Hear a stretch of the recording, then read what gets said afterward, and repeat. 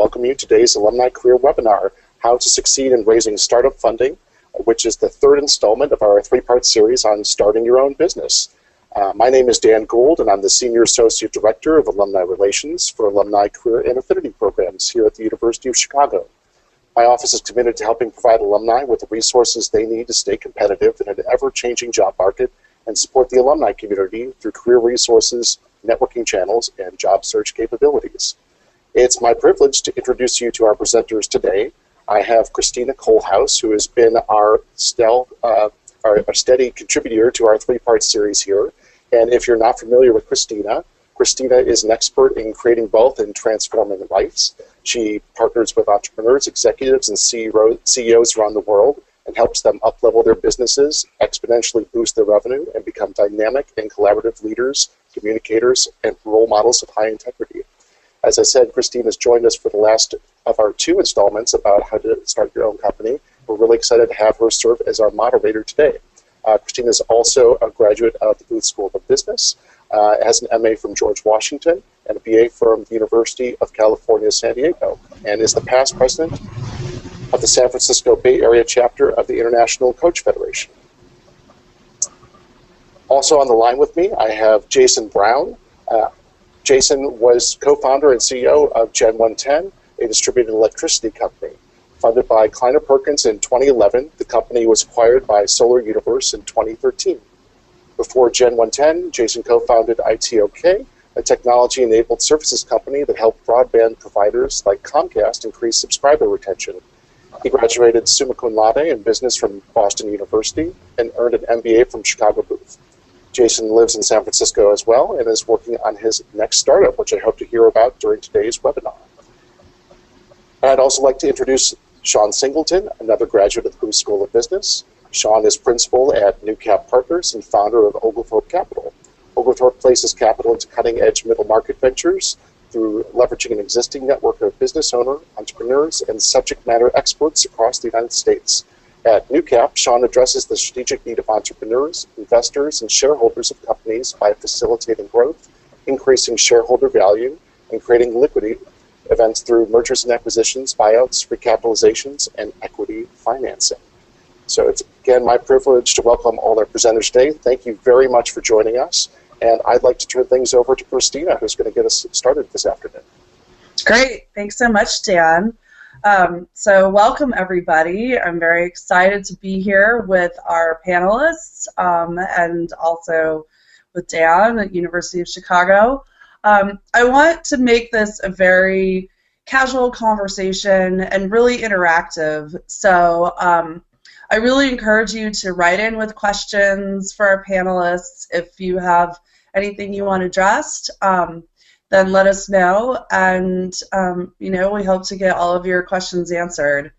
So what I'd like to do is I really would just love to start by hearing from both Sean and Jason just a little bit about their own personal experience with raising funding for a startup. They both come at this topic from different angles, so I think you'll find their perspectives really unique and distinct. So, Jason, would you like to start us off? Let's have Sean go. He's the older and wiser one. Okay. I don't know about any of all of that. I still am seeking to get an investment from Kleiner Perkins, so you definitely have put some points on the board that I'm very envious of. So, with that being said, it's been an honor working with a number of budding entrepreneurs here, not only in the Silicon Valley area, but also in Washington, D.C., and in the oil field services space across the Midwest.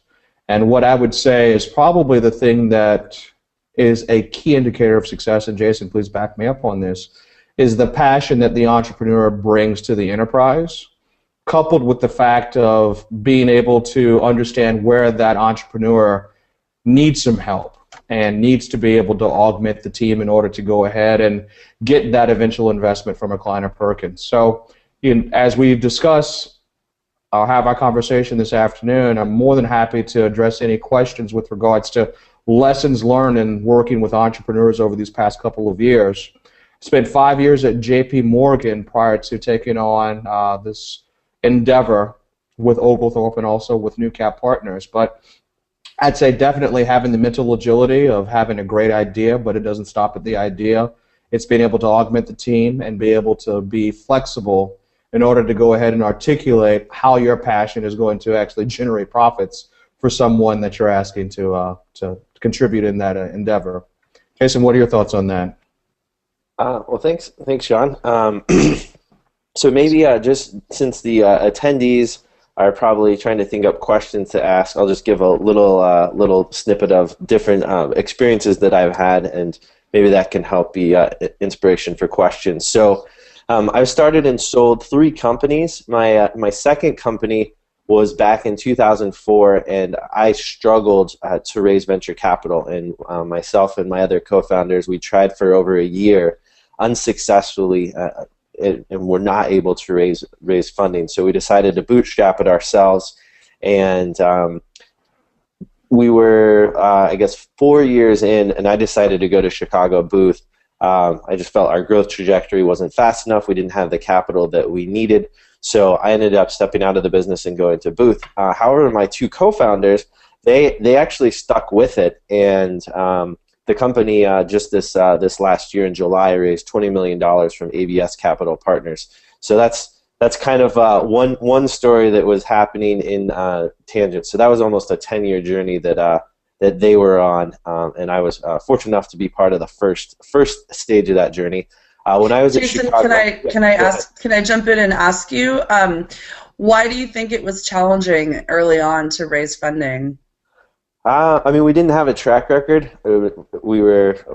I had started and sold a company prior to that, but it was in the construction industry and it was in the low millions. So it wasn't all that I guess of an impressive track record, and we just didn't know what we were doing. We didn't understand the venture capital community. I was actually out in Boston, which I mean, compared to the rest of the U.S., is a decent community for venture capital. Obviously not as robust as Silicon Valley, but I mean, by no means a wasteland of venture capital. But I think it all came down to us not being able to properly communicate to the VCs what they needed to hear. So we just bootstrapped it ourselves, and I mean, in the end, it will create much more wealth for the founders. Ironically, because we the valuation that we raised at with the ABS Capital Partners was much higher than had we raised money early on. And what's interesting is we actually outlasted, our company was called iTalk, and we outlasted some of the players in our space, our competitors, that did raise a lot of money. And those companies, 2 of them actually ended up not even surviving. They hit the wall. So I guess you could say it could have been a good thing. It's hard to say. Mm-hmm. Yeah, cool. Thanks. So then, when I was at Chicago Booth, I was completely obsessed with getting into venture capital. So I worked for 2 venture capital firms over my 2 years at Chicago Booth, early stage tech venture. So I saw the other side of the table. And then ultimately, I decided to do another startup right out of Chicago Booth, and we built a distributed electricity company. We were selling residential electricity to compete with the existing utilities. We'd put solar panels on people's houses at no cost to them, and then they would sign a contract and buy the electricity from us, and we'd actually put a meter on their house. So it was a legitimate competitor to the traditional utility. We raised, it was very easy, the easiest money I've ever raised in my life. I'll tell a little story. We were about to graduate from Chicago Booth, and we were trying to raise $350,000. And we had got one of our professors to invest and some other people, and we were $100,000 short on what we needed for our seed round. So we get an introduction to somebody I'd never talked to before. He was a venture capitalist in Chicago.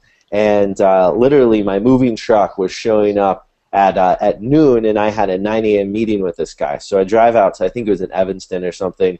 I go in there, and I give my pitch, and I'm like 12 minutes into my pitch, and he's like, hold on. He pulls out a piece of paper and a pen, and he writes a number on it, and he's like, is this too much to invest?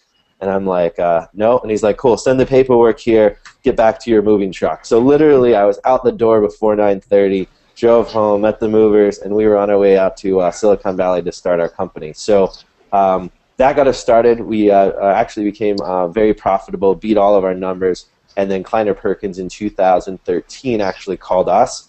They had heard about us from a board member in a different company, and they asked if they could invest. So it wasn't the traditional route of going out and searching for funding. They actually found us. So to bring it full circle, I'm now back on the entrepreneurial side again. We sold the company.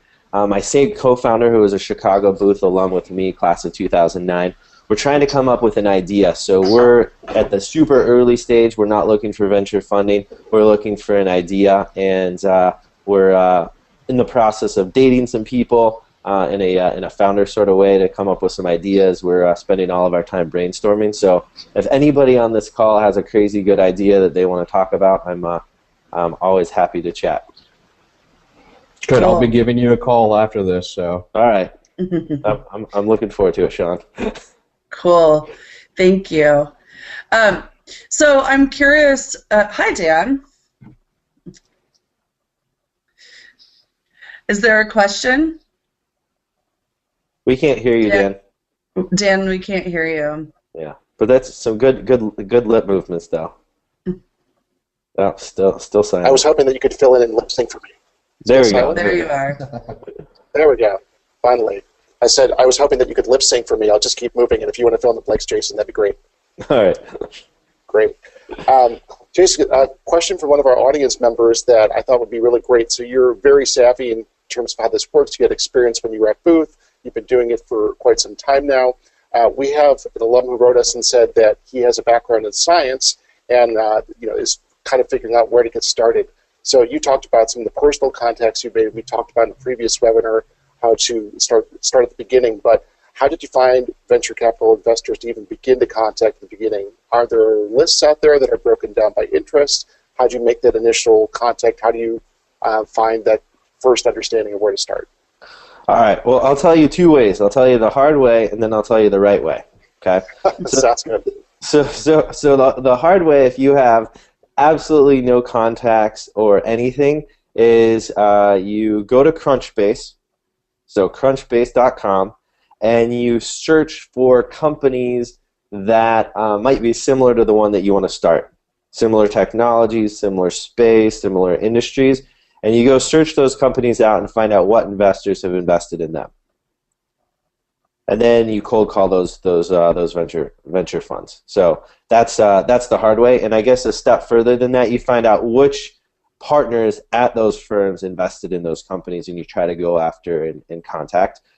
Some venture funds actually have a policy where they respond to every single email, and believe it or not, Sequoia Capital, the most prestigious of all venture firms, has that policy. They have an internal CRM that they use to make sure that somebody in the organization responds. So it's not to say that that can't work, it's just the hard way. The next better way is that, especially if you're a reputable scientist or some kind of technologist, is that you actually reach out to the founders of the companies that these venture firms funded.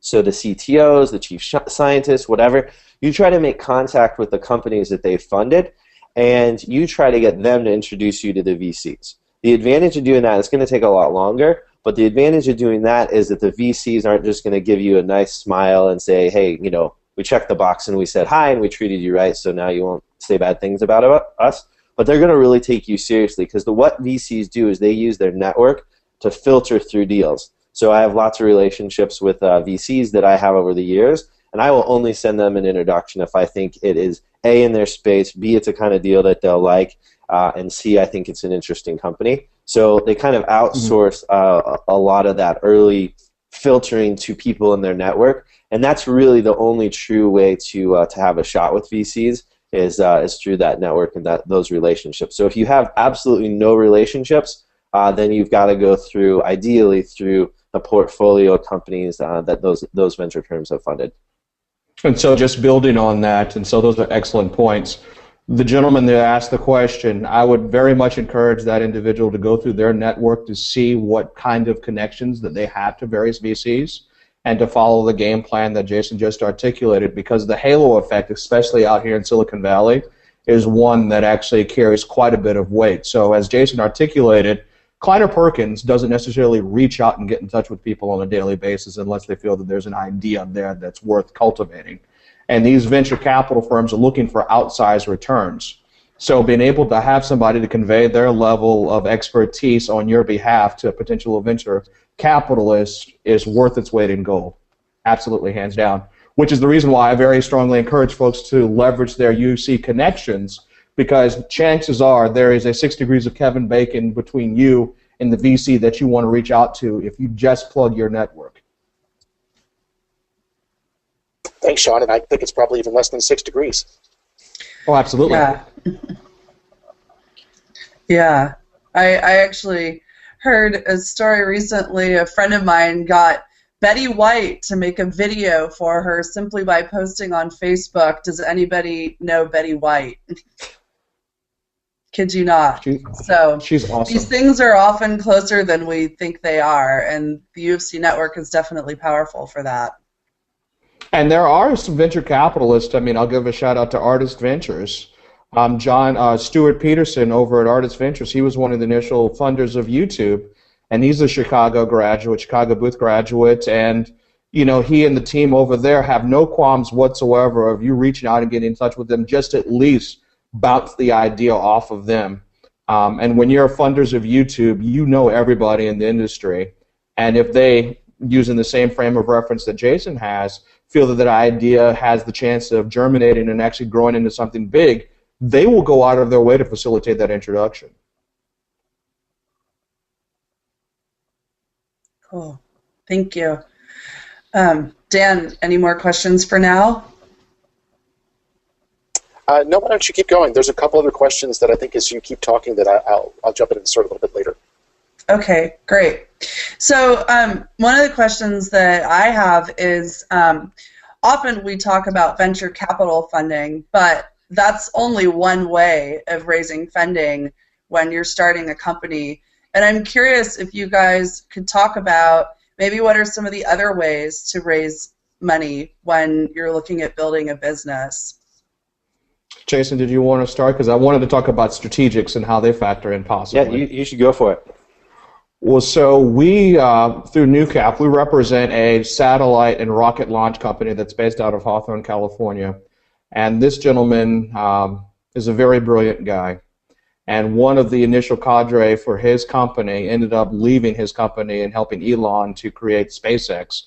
And she's now the president of SpaceX. And so they have a very good track record, even though their retrieval of the vehicle the other day didn't go as well as they wanted to. They're still doing quite nicely. One of the things that we were assigned on to do and all review their strategic financing options was to divide the world up into two halves: financial sponsors, which would be the venture capitalists and the private equity firms, and then look at the strategics, which would include companies like Lockheed Martin, Boeing Aerospace, and a couple of other large-tier systems integrators that are in that space and aerospace and defense organizations. Both, the objective is the same. You want to get the capital necessary to go out and build out the enterprise. However, articulating a value proposition to VCs and private equity guys and ladies is fundamentally different slightly than articulating a value proposition to strategics.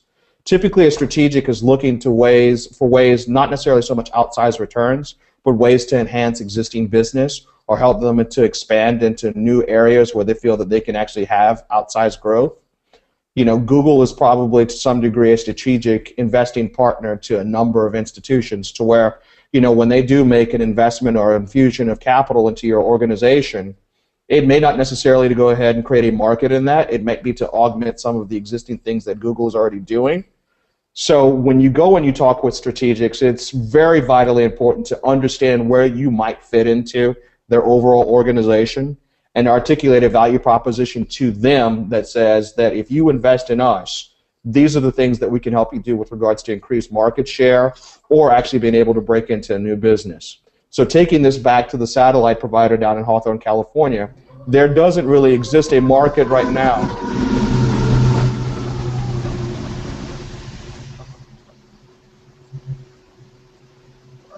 Okay, great. Yeah, so that was the satellite button that I had pressed off. But anyway, no, getting back to the guys down in the satellite company, they don't necessarily have a market for small satellites less than $2 million. but being able to articulate to a Lockheed Martin why that's in their best interest to go after that, where they strategically haven't focused on it before, is something that if you are able to go ahead and articulate that value proposition, you should be able to realize funding from there. Cool. Well, maybe, Dan, just so I know, I get the impression that possibly people on this call are not from the business school. Is that correct?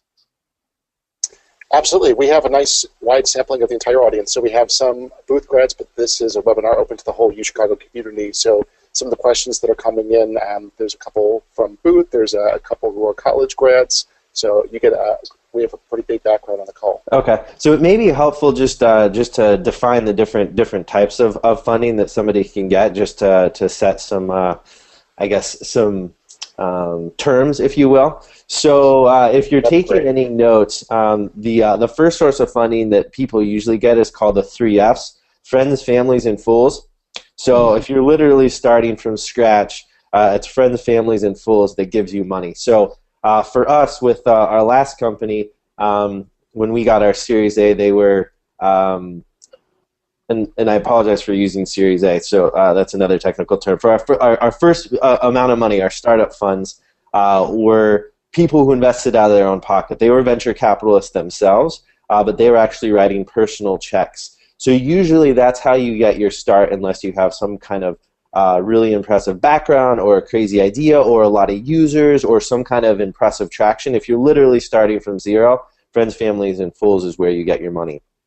If you have a product-oriented company that's targeted towards consumers, a new source of funding that's really taken off is Kickstarter.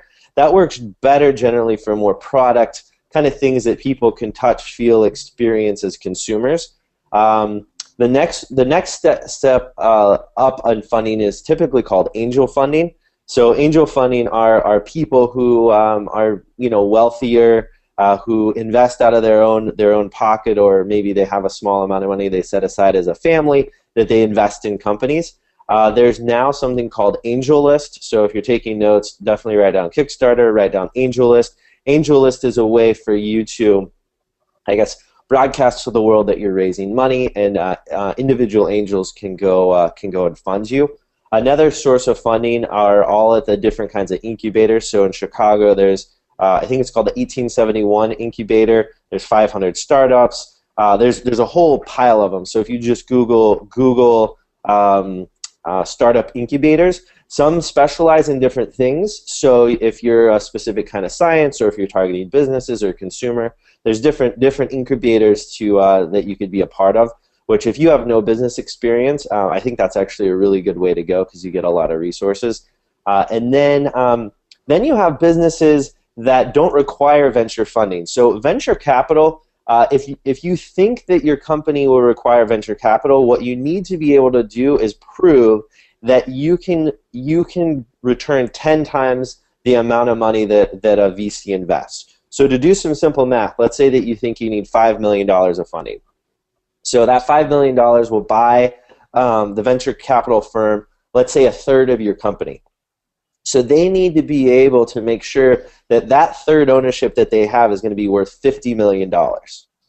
So in order for their 1/3 to be worth $50 million, it means your company has to be worth $150 million, and that has to happen within a time period of 5 to 7 years, maybe max 10 years, but that's on the long side.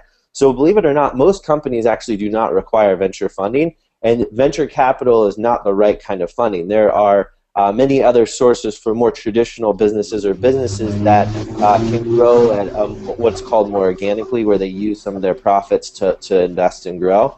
So I think it's important to note that a lot of times you don't even need venture funding. But if you do have a kind of company that can yield those kind of growth, and typically it's only software companies that can have those kind of growth trajectories, there's some others obviously that can have those growth trajectories, then venture funding can be a good fit. If you're thinking about venture funding, there's 2 books that I would recommend. One's a little older. It's called The Art of the Start. So if you're taking notes, The Art of the Start by Guy Kawasaki. That's an older one, but it's good for somebody who has no MBA or anything like that. just get a sense of all the basics. But everybody, I don't care who you are, if you're even like to be entertained, is you have to read 0 to 1. So 0 to 1 is Peter Thiel's new book that just came out. It's based on some lectures that he gave at Stanford. And everybody should read it just because it's an inspiration. It gives you a sense of how real cutting-edge VCs think. It lets you understand what you need to do in order to capture value as a company, not just create something cool that gets knocked off or that gets copied. So 0 to 1 by Peter Thiel, you can read it in probably 4 or 5 hours, and it just is a great framework for how to think about things. So those are some things I would just throw out there if you're interested and curious and want to learn more. Great, thanks so much, Jason. So I'm curious, when do you, if let's say you go to the 3 Fs or you get your angel funding, at what point does it make sense to then go to the next stage of funding? Sean, do you want to take that? I'll let you start because I have some. I'd love to cue in off of that because it really depends on where you are in the maturation of the company. And it actually, I don't think that there is a hard, fast date when you need to do that because it's never too early to start entertaining conversations with people. But Jason, please continue, and then I'll just build on from there. So I think the critical point comes. So I want everybody to picture a hockey stick in their head. Mm-hmm. You know how a hockey stick goes like this, and then it goes steep right at that bend between kind of the lower part where it goes into the handle. You have to decide if your company is going to hockey stick. So is the growth trajectory that it's going to go on if you put more money, is it going to not go linear? So if you're growing like this, so I don't know if this works. If you're growing like this, are you going to keep growing like this? If that's the case, no venture funding. But if you think if you put $5 million it's going to grow like this, then venture funding. So I think that's really what it comes down to is you have to be able to prove to the VCs that you're about to hockey stick and that you have that kind of growth potential. Sounds like somebody invited an elephant to type on their keyboard.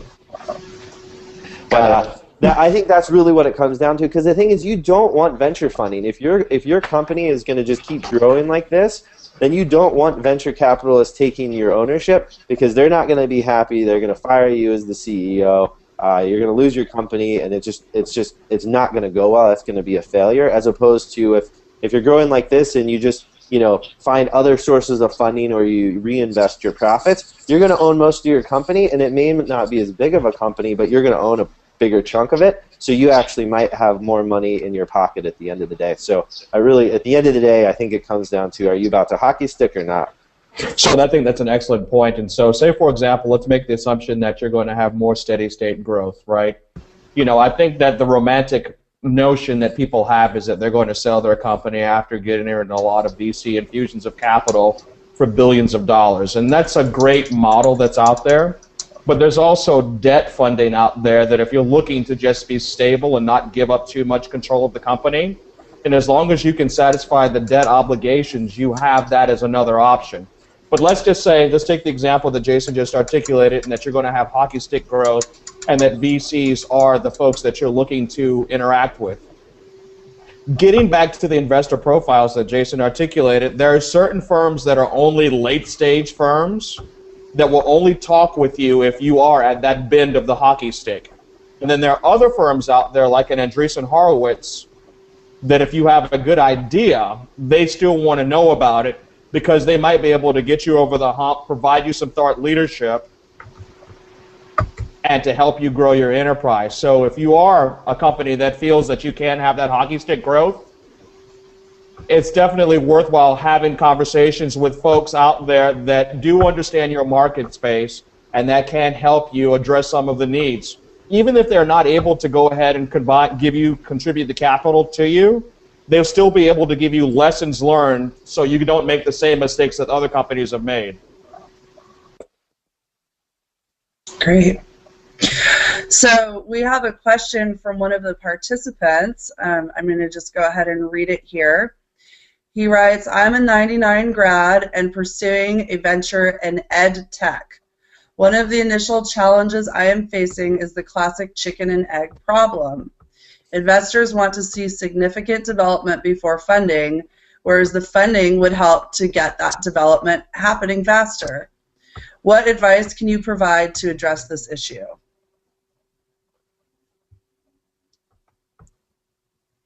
That's a tough one. So here's the brutal truth. I'm not sure if we have this person's name, but whoever you are out there, if you had a track record, you'd get money. The reason why you have a chicken and egg problem is because the VCs that you're talking to, assuming that you've talked to them, they don't know that you have a track record that you can pull off whatever idea you have, or they think it's a crappy idea. VCs don't tell you have a crappy idea, by the way. They tell you things like that. That's just they have a million ways that they say no nicely, and it could be they just think your idea sucks, which could be the truth. So I think if you don't have a track record and you may or may not have a good idea, you've got to find some way to convince friends, families, and fools to put money behind it so that you can prove that you can pull this off. Now, the way you might need to do that is, let's say you have this grand vision of this end product that you want to have. Let's say you can only raise $500,000 or $300,000. You may need to take some sliver of your idea, kind of the core essence of it, and prove that you can build something cool, whether it's a demo product or some sliver of something that's given away for free that independent schools are using. You need some way to make the VCs take you seriously, that you're able to actually execute on something and build it. So I think that's difficult. The other alternative is, if you really do have a great idea, then find other people in EdTech that have built EdTech companies. So once again, Crunchbase is a great resource for that, and see if you can get them excited about it and seeing the vision. Maybe one of them would want to join you and help give you more credibility in your startup, or maybe they'll help championing you and they'll bring you to the VCs they know and say, no, this really is a good idea. We should back this guy. So I think it's all about getting credibility in all the different ways that you could conceive getting credibility. Great, thanks. It looks like we may have lost Sean, but hopefully he'll come back in a couple minutes. So in the meantime, maybe I can jump in with a question, Krisztina? Sure. So Jason, follow-up for you there. So pretend that I'm brand new to venture capital and I'm pretty obtuse when it comes to this meeting. I'm nervous because it's my first pitch. So you mentioned, and I think you're absolutely right about how venture capital firms are really inclined to be very nice to you. How do I know in that conversation that someone's really being telling me that this isn't a good fit? What are the things that I should pick up on, and how should I know if I should continue trying to shop around to other venture capital or if I should just give up? What should I be listening for? So there's this misnomer that you use venture capitalists to just help you figure out if you should give up or not. The market tells you that. So customers are the ones that tell you have a crappy idea. So if you can't convince people to part with money or part with some resources to use your thing or sign on for beta tests, those are the ones that tell you have a bad idea, because there's lots and lots of VCs that said no to Salesforce.com, that said no to Facebook, and VCs actively talk about the times that they said no to Mark Zuckerberg. Actually, the VC I worked with for a year, he always tells how he told Mark Zuckerberg no way in hell that he would invest in him. So VCs, they all have their own thesis, and it's kind of like dating. Just because one person says no doesn't mean you're a bad person. You're not meant to meet your match. So if you think you have something that's solid, you should keep going to the end of the earth if you really believe in it, regardless of what VCs tell you. But I think what's important is, do you have a shitty idea? I think, like, just being honest, like, there's a chance you have a bad idea or you're not executing on it correctly, and you should. It's the world, it's the market, it's the customers that need to be telling you that, and you've got to figure out if you've really figured something out. And back to the book 0 to 1. If you're gonna actually build a venture-funded company, whatever you have has to be 10 times better than what's out there. Not 1 time, not 2 times, not 5 times. It needs to be 10x better than what's out there. And if it's not 10x better than what's out there, then you shouldn't be looking for venture funding. You should, find other more conservative ways to grow, or you shouldn't even bother starting the company. How do you know if something's 10 times better than what's out there? I mean, let's just say, as a starting point, and I'm going through this process right now, coming up with ideas. As you sit down and you you draw out on, let's say, a piece of paper what this amazing product would look like. Then you go find the next best thing out there, and you ask as a customer, is this 10x better? If it's not consumer focused, then you go to other people or companies that buy that kind of thing and say, hey, if I built this, is it 10x better than what's there? And they'll tell you if it's 10x better. So luckily, 10x is so much better than that. Hey, well, if it's 9 or 11, like, that's okay. But like, it's like people like, I would definitely buy this. That's the only thing that justifies taking all the risk and everything to go out and try to build something. Yeah, great. So I have another question from our audience. What do you recommend for a presentation? For example, a full business plan, PowerPoint presentation, other things. What do you think is the most important component? Wow. So first off, whoever you are, read Art of the Start and read 0 to 1. What those books do is they help you focus in on the key make it or break it element of your business. So there's no one answer for this. I raised the money that I raised from Kleiner Perkins with my smile and a whiteboard. I never made a deck. I had a specific pitch that I did where everything was on the whiteboard, which is quite unusual, but it worked. It worked for me and my personality and style and what I was trying to prove. But there's going to be 1 or 2, at most 3, just make it or break it elements of your business that you've got to focus on. For instance, is it a technology risk? Is it whatever you're trying to do is so technologically challenging that you've got to prove that you're going to be able to pull this off? Is it market adoption? Getting customers to actually buy it, pay for it? Is it the risk that you're going to get copied and that you're going to come up with a great idea and then somebody's just going to knock it off and you're going to get pushed aside? You've got to make the argument for why you're going to be able to maintain your advantage. So there's no one answer for that. I would say if you have a compelling idea and compelling early adoption, then it doesn't really matter if you do a full business plan or a PowerPoint deck. I would say a lot of the companies that are venture funded, they already have users and user growth, so that's a big part of their story. But if you're interested in good pitches, go and watch TechCrunch Disrupt. They have these pitch sessions, and people pitch their businesses, and you'll see all the sorts of different ways that people pitch, and you'll find that they're all very different. Great, excellent.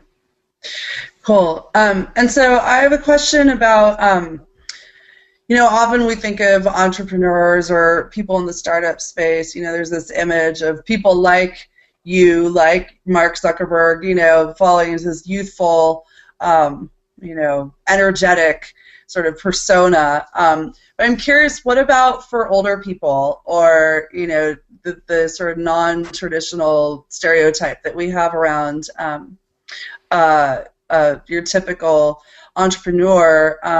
What are your thoughts on how all of these ideas apply to someone who's older, so say retirement age, what sort of opportunities and challenges might they face when they're going out looking for funding?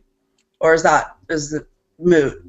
No, definitely not moot. So first off, I know Mark Zuckerberg, and I shouldn't be even used in the same paragraph, let alone anything. But I would say ageism is huge. I mean, it's just flat out, you get discriminated against in Silicon Valley if you're as old as me, and I'm 35. I mean, it really is perceived, at least on the consumer side, it's perceived to be the young person's game. Young women are making more and more inroads, so there's definitely sexism as well, but I would say that is decreasing. But I mean, if you're over 35, 45, and you haven't done it before, you are going to have a difficult time. That being said, there are some VCs, and I wish I could remember the article, go to TechCrunch and search for this, but there are some VCs that are actually realizing that the baby boomer population is just growing and growing, and baby boomers understand baby boomers, and maybe we should contemplate these people that are not 25 years old, straight out of college, coming up with ideas. Additionally, in the enterprise space, so things for businesses, there's not nearly as much ageism, just because it takes 10 years to get one of those kind of companies out the door. So, so folks with experience and gray hair are actually valued. So I'd say it's more consumer tech where you're going to have a difficult time. A couple tips, though. You get discriminated against if you, let's say, don't have a Gmail email address. So I can't tell you how many VCs won't respond to somebody who has like an AOL email address or something like that. So you got to show that you're on the cutting edge. You know, make sure you're not sharing your email with your wife or something like that, because it's really easy to see if you are with some of the new tools that we all have. So you've got to make sure you at least update yourself technologically if you want to have a hope. Yeah, I think it comes down to if you've got a really good idea that comes from a genuine place of experience with a demographic you understand, I think you can get funded, but it's just going to be a lot harder. Oh, I agree wholeheartedly with you, and just building on that and leveraging networks again. Say, for example, you are someone who's in their 40s or their 50s or their 60s, so that baby boomer demographic that has a great idea. Go and look in your network and see whether or not there's somebody who might be considerably younger than you that also shares a similar passion or knows of someone who might be of a similar nature, and bring them on board. Because, you know, in the aerospace and defense space, you know, a 25-year-old person is not going to be viewed seriously as a 45-year-old person. So I think it's domain specific, and so being able to understand the end result that you want to achieve and building the team that's sort of reflective of what investors feel comfortable investing in, I think is a very key thing, building on Jason's points. John, that's a really good point. Yeah, Sure. Great. And do you think this is true across all industries, or is this more a technological thing? You know, if I have for example, a real estate company that I want to secure funding for or something like that, would this play out maybe in a different way? I mean, I think to underscore Sean's point, the place where ageism is most prevalent is consumer tech. Exactly. Yeah. So from there, it becomes less of an issue, but I would say it's still an issue. I mean, especially, I mean, let's say that you're 65 or 70 in great health. I mean, I would say you could have a difficult time getting elected president of the U.S. even at age 70, right? I mean, at some point, it's just investors are like, hey, it's going to take 10 years to do this. If you have a heart attack on me, like, I'm out my money. Because, I mean, in the early days, like, you are the company. So I think to Sean's point is, let's say you're on the older end, is you've got to build a team that's well balanced, so you take that risk away from those investors. I mean, there's some people that say that 80% of Tesla's market cap is based on Elon Musk as Absolutely. a person. Yeah. So it's like if he gets hit by a train, there's many billions of dollars of market cap that are lost overnight. So the person is the person, and as you get up in age, there's just a bigger risk that something will happen to you. So I like Sean's point of thinking about building a team that's more balanced and passionate about what you're passionate about. Great. And here's a question from our audience. How are you complying with U.S. securities laws when making funding contacts, including the small business exception to public offerings under the recent securities reform legislation that allowed for electronic portals to connect businesses with investors? Talking specifically of the Jobs Act, it sounds like, but Jason, continue. Oh, no, you go ahead. I was just going to answer quick and simple is if you do general solicitation, do it through like AngelList or something, because they keep you honest. That's pretty straightforward. Yeah, and just building on that point, AngelList has done a great job, and I think there's also MicroVentures is another platform that if you have an idea, they're willing to go ahead and work with you. So to the root of that question, if the person can confirm or deny what I'm getting ready to say, is a lot of VCs want to deal with someone who has a great idea, but if you're going to bring a broker into the conversation to sort of help place that capital, you want to make sure that you're leveraging somebody who's a registered broker-dealer, to where if that VC wants to get their money back, they don't necessarily have automatic right of rescission from that and be able to take their capital from somebody who didn't represent the firm that was fully compliant.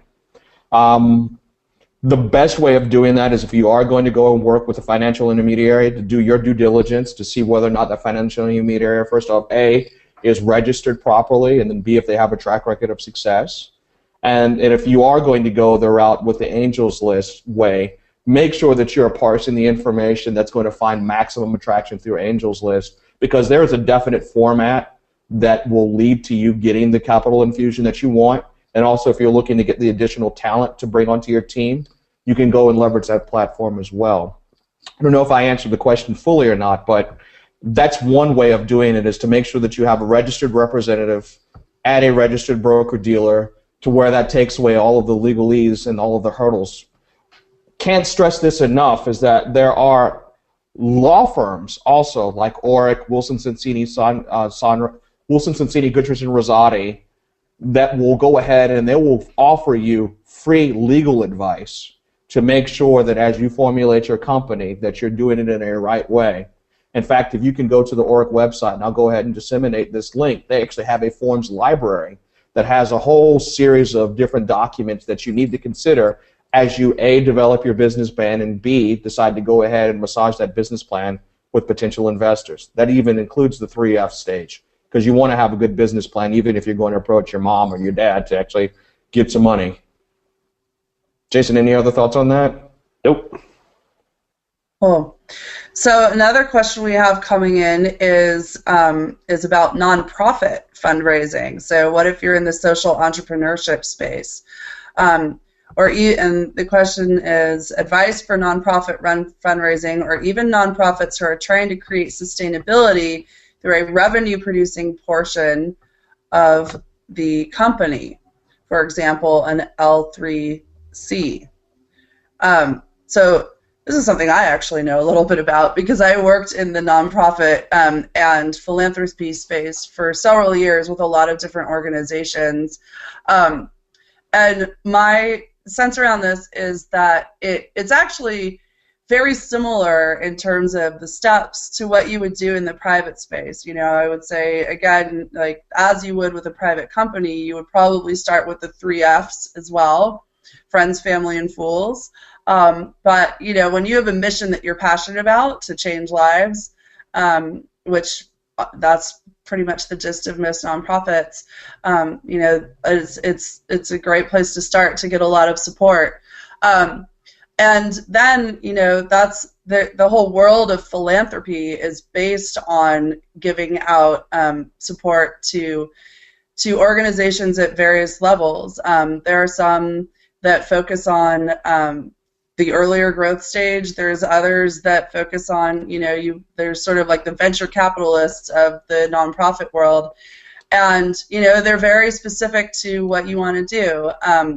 If you look, for example, at the Skoll Foundation in Palo Alto, they focus specifically on supporting international social entrepreneurs in the international development space. And they're very specific about exactly what type of organization they support. Others have a broader reach. So I would say there's a lot of analogies. The key is to start plugging in to the other people operating in the space that you're wanting to build the organization in. And my personal opinion is that building a nonprofit like a business and having a revenue-generating arm is an incredibly good idea. The more you approach a nonprofit like a business and treat it like that, I think the more, the stronger the foundation will be, and the more a possibility for success. Do you guys have anything you want to add to that? No, I don't know anything about nonprofits, unfortunately. Okay. So here's another question from our group. If I have an idea for a product-based company and I am looking for funding, how worried do I need to be that people I am pitching to are just going to take the idea and develop internally, especially when looking at strategics and partners? Looks like I was going to let Sean take that one, but he just disappeared on me.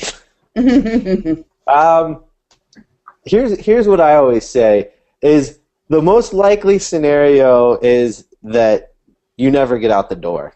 I mean, that's like the 90% likelihood is whatever idea you have never makes it out of your head and into the world. So the likelihood somebody steals it, it's definitely there, but it's much more likely that you're just not going to pull it off. if it's that easy to copy, where somebody can literally just hear you talk about it and then they could run with it, then you probably don't have much of a shot anyway. It's not just the idea, it's the execution. So I would say be much more concerned about all of what it takes to have success in the business. And you know, if you do have a specific scenario where it's that copyable, then maybe you need to avoid strategics. VCs will not knock it off. I mean, they're in the business of funding, not building companies. So, but maybe some strategics are a bigger risk. Yeah. Yeah, and in my view, actually, I love the input that I get when I'm bouncing my ideas off other people, and you know, even in my business, which is I'm not in the venture capital space, but I am a small business owner, and I create groups and events and things like that. The more input that I get from others, the better the thing becomes.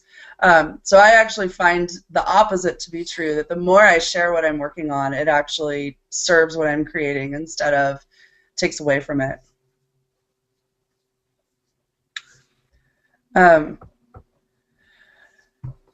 Well, that looks like to be about it from the questions from the audience. Dan, do you have anything on your side? No, I think that we've covered everything we received so far. With just a few minutes left of the hour, maybe, Jason, since we don't have Sean with us at the moment, could you illuminate for us, you started down this path of business school, but how did you know that this was a game you wanted to get into? What was your inspiration for getting started on this trajectory? You mean being an entrepreneur? Correct. Wow. Not to put you on the spot. Yeah. How about this? I can't imagine myself doing anything else. Yeah, my co-founder Jasper and I, we joke that we're just structurally unemployable. It's just, I mean, we had to work for the company that bought us for a year, and we wanted to put bullets in our heads. So I just don't like having a boss. I think that's totally fair and resonates with a lot of people on the call. Yeah, but I would say that maybe this, because we have a couple minutes left and I want you to get your money's worth. So there are a lot of ways to be a part of a startup, and coming up with the idea yourself and being the CEO is one way, but there are other ways of becoming part of a team, looking on AngelList and finding an interesting company and trying to get to join. I think, yeah, realizing that startups aren't just about being the founder, but also about this crazy journey and insane hours, but working together on small teams is something that people should consider, perhaps as their first step into the startup world. And if they like it and they're successful, maybe they'll decide they want to be a founder as well. I mean, another option is, if you do have a good idea but maybe don't have the business experience, then joining with somebody who does. And I mean, if you do feel like you have an idea that is 10x better than what's out there, I mean, feel free to email me. My email is brown@chicagobooth.edu, so that's brown@chicagobooth.edu. Don't feel bad. I mean, most ideas that I hear are not ones that I'm interested in pursuing, either A, because they don't fit into my passions, because I think you got to be passionate about it. So finding that, and I think Sean talked about finding something that you're passionate about is important. And then things have to be 10x better to justify venture capital, and I'm focusing on businesses that would have that kind of a growth trajectory, just because I have a network that allows for funding in that area. So it's all about finding the right match, but I mean, you never know, you might find the perfect team. Either way, I mean, there's no way in hell I would do a startup by myself. At a minimum, I would have a co-founder, and if not, total of 3. And the book 0 to 1, it says that the ideal startup team is the maximum size team that you can achieve without it slowing you down. So they're talking about PayPal having, I think there were like 5 or 6 co-founders. So this is not a single effort where you go out by yourself to go die in the woods. This is about a team with complementary skill sets, and it's not any one individual being able to take the entire journey themselves. So for what it's worth, just don't think that this is a solitary endeavor and that you've got to do it all yourself. Oh, absolutely, and I apologize for dropping off the call here. Just building on that point, I think Peter Thiel articulates that in 0 to 1 quite nicely. And I think also, too, having a sort of a chain of command, if you would, you definitely want to have an equal representation across your founders. Yet at the same time, if you are going to go and reach out and get in touch with VCs, there needs to be somebody who's designated as the clear leader of the 3 of you, or however many of you, and that person sort of be the guide of how you make things move forward. Just a thought. Perfect. Great. But I encourage anybody who's on this call, just I see there are about 45 or so. Just good job investing the time, and if this is new to you, spend time on TechCrunch. Read. This kind of a webinar is good, but there's so much information out there that is just. I mean, you can watch people pitch for thousands of hours. I mean, just there's so much that you could go consume by yourself. So I just encourage you, if you really are passionate, follow the right people on Twitter that you find interesting and illuminating. It's about information and focusing on following and learning from people that are doing things that are in the general space that you want to be. And you can, nowadays, I think 5 or 10 years ago, it was hard. It was like the secret. But now, I mean, there's no secrets. If you spend enough time reading online, you can know everything that the VCs know in 3 months if you really dedicated yourself to it. Cool, thank you. Definitely. And Jason, you make such a great point. You and Sean have been such a wealth of information today. We've been talking here in the room, and I think that we're going to go ahead and try and recap all the great resources that you guys have been mentioning throughout the call, and have that be a follow-up that we send to attendees to keep the conversation going. And there's a lot of reading that we have to do here for sure. Great. Well, thanks for having this, and good luck, everybody. Let's rock out. Chicago is a great place, and I'm glad we're encouraging entrepreneurship. Absolutely, and we have a lot of great things to build on. So go out there and dare to dream.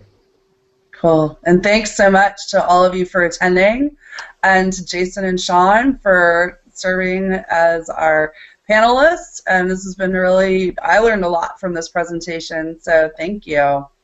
Well, thank you for hosting. Krisztina, for being our host. All right, thanks, guys. Thanks. Thank you all. Bye-bye. Thanks, everyone. Take care. Have a great afternoon. Same.